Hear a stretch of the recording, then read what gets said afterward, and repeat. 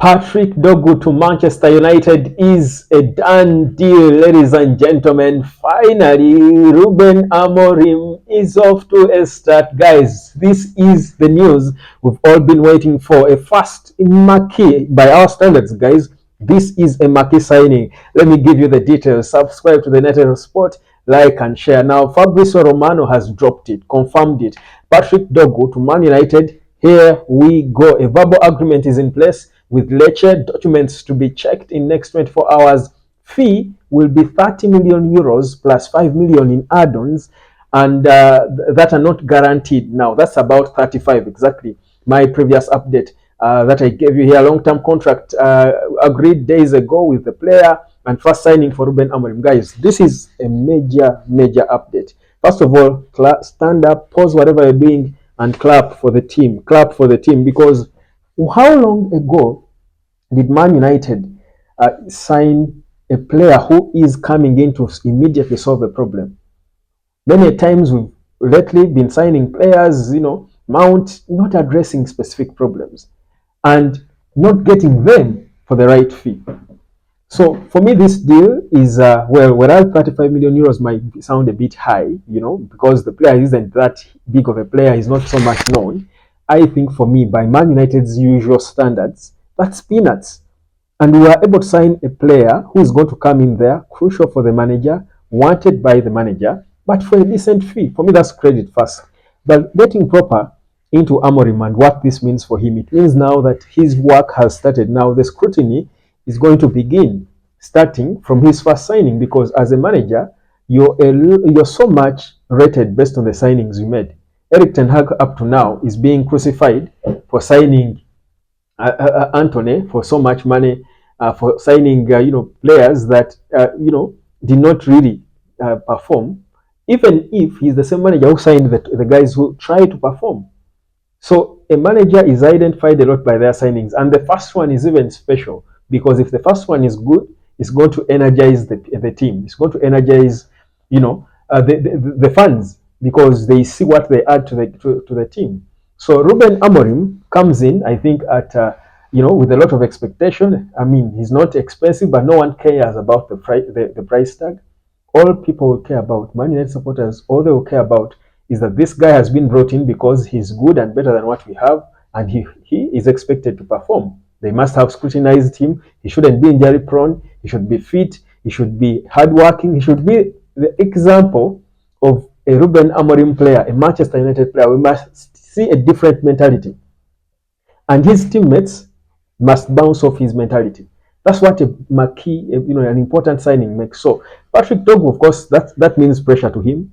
All eyes are on him. What can he do? This mastermind who has attacked English football is making you his first signing from Lecce.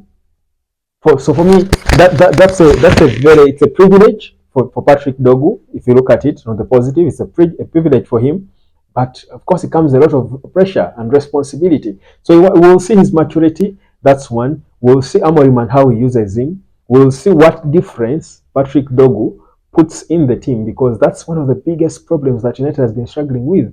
That left wing back department. On the right, there is need, but Ahmad has been at least trying a few times to perform there. But the left wing back has been a big issue, yet it's an important part of how he wants to play. Now we want to see what Dorgu can do ahead of Lisandro Martinez, who is one of Man United's better players.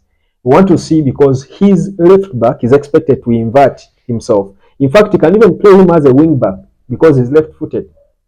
He can want to switch him to the right, the way Ahmad does it. So we are very interested in seeing what Patrick Dorgu is going to do, and I think it will be one of those signings that will perhaps give us a proper understanding of what we should expect from this team. So that's what has happened.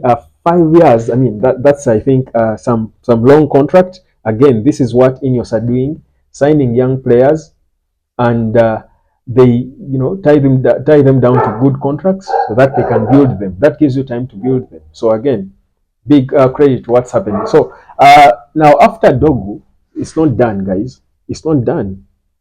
Man United has got several issues, and of course that's where the interest is now. Who next? Because he's not done. Dorgu is not the solution to the struggling midfield. Dorgu is not the solution to the lack of goals. He might add something, but there is more needed. So what is the realistic? Are we now going to promote? Are we going to find funds and be able to go bid for another player? Are we now going for Dogeres? Are we, or have we, decided to stick with what we have and for January just promote a few youngsters and try to build the team? Now, what exactly is going to happen next? That's a very important question, because you can sign Patrick Dorgu, but then what after that? You've excited us, yes. What after that? There is a lot to do. Man City signed 3 players. Manchester City signed 3 players. So Man United, are you going to also sign? Are you going to build the youngins? What is the next plan for the club? It's what we'll all be waiting to see. And I want to believe that they will still go in the market despite having to promote youngsters. I think they can still go into a market, perhaps for a loan signing. The way, and United is good at making loan deals lately. I think it has been the way to operate. Perhaps they want to change that as well. But we've seen Eric Ten Hag bring in players like Weghorst. He has brought in a few players on loan. That's because there was never enough money to sign all the players he needed. So are they going? Is Amorim going to be also doing the same? Is he okay? You're working with what he has, and use the just wait until the summer. But then Garnacho is not, rather Rashford is not playing. He needs a replacement. We want to assume that Dorgu is more of a replacement for first for Anthony, who has not been perhaps performing, and there. So, but there is lots of gaps that have got to be filled. The left, when we signed a 17-year-old boy who can't play it, I'm assuming Dorgu is an immediate plan. He's a short-term plan.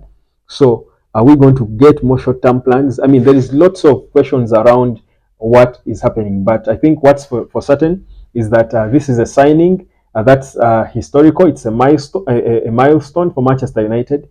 It's important. It's something to celebrate. If you need to toss to something, that's something to celebrate, because it is refreshing to see Amorim make his first signing under the difficult circumstances he has found Man United. So that's it. Give me your views on Dogeres and the price and all, but also what do you think he adds to the team? Because my next video, I'm going to be showing you what the starting 11 should be with Dogeres in. Subscribe to the United Sport. Don't tell me about waiting a bit. Wait for him. No, Mamouche joined and the Man City defender. They just signed the Uzbek guy and they immediately started games. So for me, there is no time. Give me your view about Patrick Dorgu. This is the United Sport. Subscribe.